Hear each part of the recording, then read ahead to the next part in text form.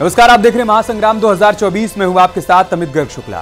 कानपुर में मुख्यमंत्री Yogi Adityanath defence corridor की यूनिट के उद्घाटन कार्यक्रम में शामिल होने के लिए पहुंचे हुए हैं। कानपुर में पहली यूनिट का शुभारंभ कार्यक्रम आयोजित किया गया है। वहीं की तस्वीरें हम आपको दिखा रहे हैं। मंच पर मुख्यमंत्री योगी आदित्यनाथ, सेना प्रमुख, विधानसभा अध्यक्ष सतीश महाना, योगी कैबिनेट में मंत्री नंद गोपाल गुप्ता नंदी को आप देख सकते हैं। डिफेंस कॉरिडोर यूनिट का पहली यूनिट का आज उद्घाटन हो रहा है।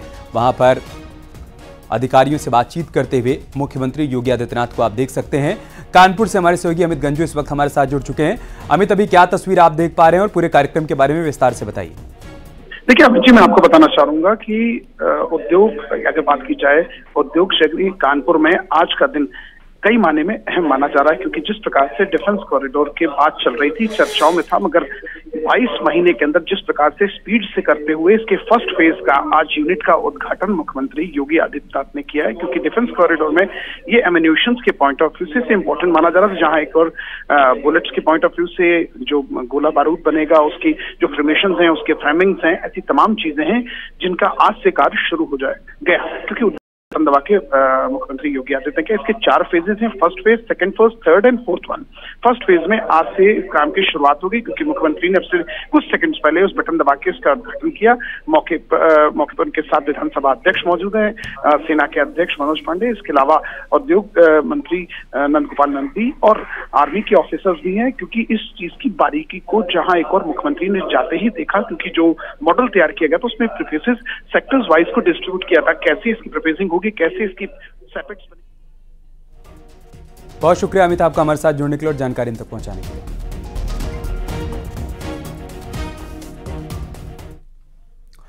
लोकसभा चुनाव में एसपी से टिकट मिलने के बाद अफजाल अंसारी ने विवादित बयान दिया। उन्होंने बीजेपी नेताओं को मारीच कहा, मारीच और रावण से तुलना की।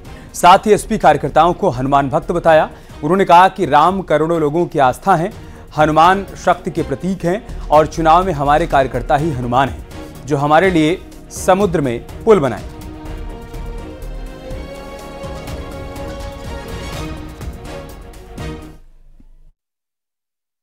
करोड़ों करोड़ों लोगों की आस्था है, आस्था के प्रतीक है। भगवान राम के ऊपर रिजर्वेशन बका कि तो से परमिशन लेके हो भगवान का। हनुमान एक शक्ति का प्रतीक है।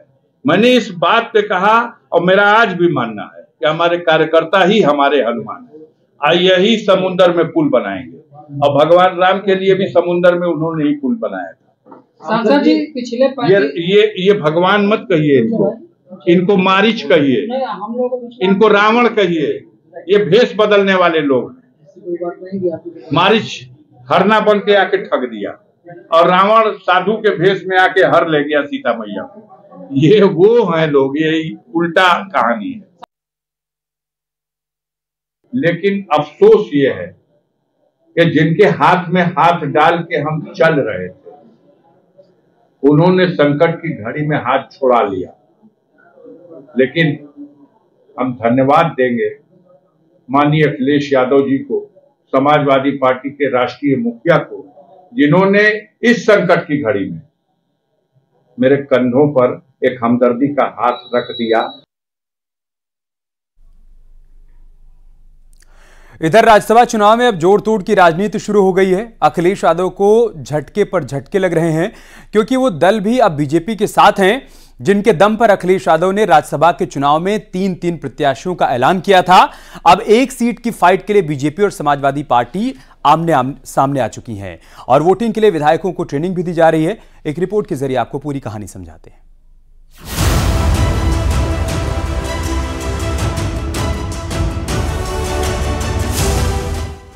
लोकसभा से पहले राज्यसभा का दंगल काफी दिलचस्प हो चुका है।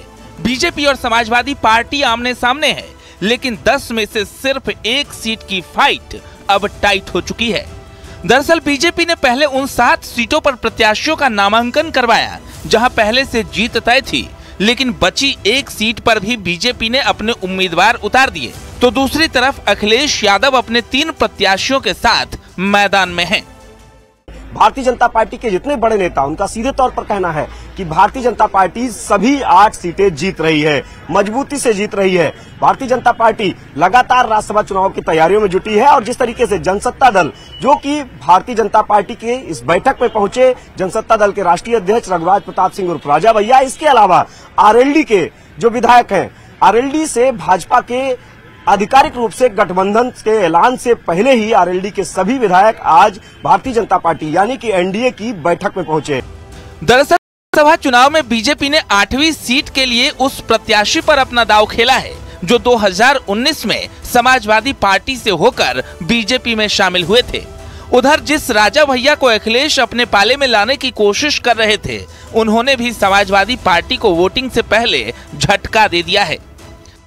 जनसत्ता दल का वोट भारतीय जनता पार्टी के प्रत्याशियों को मिलेगा और उनकी विजय सुनिश्चित है। सर, जिस तरीके से कहा जा रहा था, आपसे समाजवादी पार्टी का प्रतिनिधिमंडल भी मिला, सुभाषपा के भी ओम प्रकाश राजभर भी मिले, भारतीय जनता पार्टी का प्रतिनिधिमंडल मिला, तमाम तरह के कयास थे। अब क्या उन पर विराम माना जाए? आप भारतीय जनता पार्टी के साथ हैं?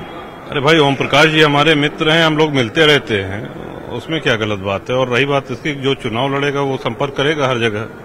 सर, हम आपसे स्पष्ट कह रहे हैं, ऑन कैमरा कह रहे हैं, जनसत्ता दल का वोट भाजपा के साथ। विधायक आपके पूरे हैं क्या? सभी जो आ रहे हैं, अभी तो 5 लोग हैं, अभी 3 विधायक हैं। आज महाराज कार्यक्रम है जखनिया में या नवनी में, हमें भी जाना था तो वहाँ से लेट निकले हैं लोग, तो आने में टाइम लगेगा।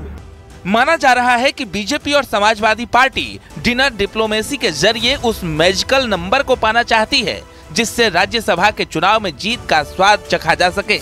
लेकिन इस चुनाव में अगर संख्या बल की बात करें तो एक राज्यसभा सीट जीतने के लिए 37 एमएलए चाहिए, तो वहीं सपा को 3 प्रत्याशियों के लिए 111 एमएलए चाहिए।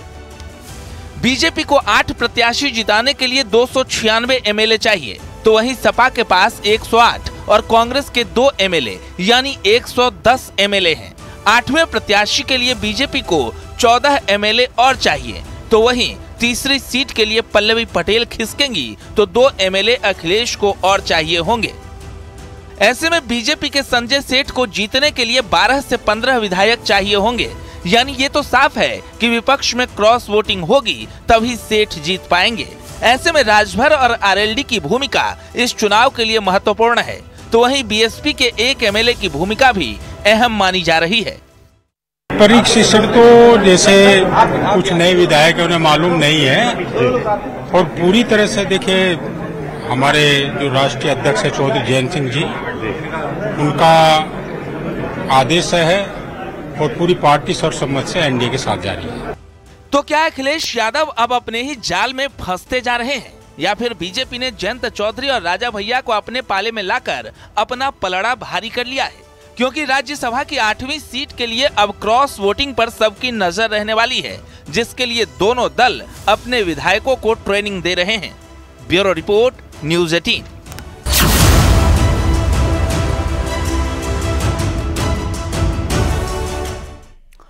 लोकसभा चुनाव के लिए बीजेपी ने पूरे दमखम के साथ चुनाव प्रचार शुरू कर दिया है। आज पार्टी अपनी रथ यात्रा भी शुरू कर चुकी है जो पूरे देश में जाएगी और इसके जरिए बीजेपी पिछले 10 साल में अपनी सरकार की उपलब्धियों का जिक्र करेगी, उसको गिनवाएगी और विकसित भारत का विजन सबके सामने रखेगी। तो दूसरी तरफ अब प्रत्याशियों के नाम पर मंथन भी चल रहा है जिसमें कई नए चेहरों को मौका भी मिल सकता है। एक रिपोर्ट के जरिए हम आपको बीजेपी की तैयारियां दिखाते हैं। कितने टाइम हम ना तो कहीं कोई लड़ाई दंगा है ना कुछ है, आराम से रह रहे हैं।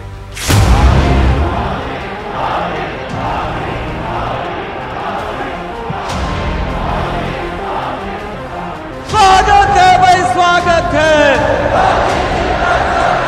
स्वागत है भाई, स्वागत है। मोदी की गारंटी के साथ निकली बीजेपी की रथ यात्रा पूरे देश में जाने वाली है। सरकार की उपलब्धियां गिनाएगी, विकसित भारत का विजन रखा जाएगा और जनता से सुझाव मांगे जाएंगे उस चुनाव के लिए जिसमें हैट्रिक की पूरी तैयारी कर ली गई है। लगभग 1 करोड़ से ज्यादा सुझाव पत्र हमारे तक 15 मार्च तक पहुंचेंगे और वह आगे चलकर उसका समावेश करके वह हमारा संकल्प पत्र बनेगा जो 2024 को विकास के लिए एक लंबी छलांग लगाने के लिए तैयार है। दरअसल बीजेपी का लक्ष्य अपने सहयोगियों के साथ मिलकर 400 से ज्यादा सीटें जीतने का है। पीएम मोदी भी अपने कार्यकर्ताओं से कह चुके हैं कि इसके लिए बीजेपी को अकेले 370 सीटें जीतनी होंगी। इसी वजह से बीजेपी अब पूरे दमखम के साथ चुनाव के मैदान में उतर गई है। माना जा रहा है कि मार्च महीने के पहले हफ्ते में चुनाव की तारीखों का ऐलान हो जाएगा। ऐसे में चुनावी ऐलान से पहले बीजेपी ने अपना जिताऊ प्लान तैयार कर लिया है। रथ यात्रा के जरिए बीजेपी मोदी सरकार के कामकाज की जानकारी देगी, 10 साल की उपलब्धियों की जानकारी देगी, विकसित भारत का विजन समझाएगी, सबका साथ सबके विकास का मंत्र दिया जाएगा। यानी इस यात्रा के जरिए बीजेपी अब 24 के रण में चुनावी शंखनाद कर चुकी है। सारे देश में सभी लोकसभा में ये वीडियो वैन्स के माध्यम से लगभग 250 स्थानों पर हम विभिन्न समाज के वर्गों का संवाद भी करेंगे और उनके संवाद के साथ साथ उनके सुझावों को भी हम अपने साथ समावेश करेंगे। तो दूसरी तरफ लोकसभा चुनाव 2024 के लिए बीजेपी बस कुछ दिनों में ही अपने उम्मीदवारों की पहली सूची जारी कर सकती है। इस लिस्ट में पीएम मोदी और अमित शाह जैसे दिग्गज नेताओं की लोकसभा सीट का भी ऐलान हो सकता है। तो वहीं उत्तर प्रदेश में प्रत्याशियों के नाम पर फाइनल मंथन चल रहा है। माना जा रहा है कि कुछ मौजूदा विधायकों को मौका मिल सकता है। सहयोगी पार्टी से आने वाले नेताओं को मौका संभव है। 30% सांसदों का टिकट कट सकता है। उनकी जगह नई उम्मीदवारों पर दाव संभव है। यानी ये तो तय है कि बीजेपी इस बार चुनाव में नए चेहरों को मौका दे सकती है। सर्वे और परफॉर्मेंस के आधार पर बीजेपी इस बार लोकसभा चुनाव के लिए उत्तर प्रदेश में टिकट देने जा रही है। कई मौजूदा सांसदों का टिकट काटा जाएगा। ऐसे में ये देखना दिलचस्प होगा कि किन किन सांसदों का टिकट काटा जाता है और किन्हें दोबारा वहां से उतारा जाता है। यानी एक तरफ बीजेपी शहर से गांव तक प्रचार यात्रा के जरिए सुझाव मांग रही है, तो वहीं अब उन प्रत्याशियों पर भी मंथन शुरू हो चुका है जिन्हें इस बार मौका मिल सकता है। Bureau report, news 18।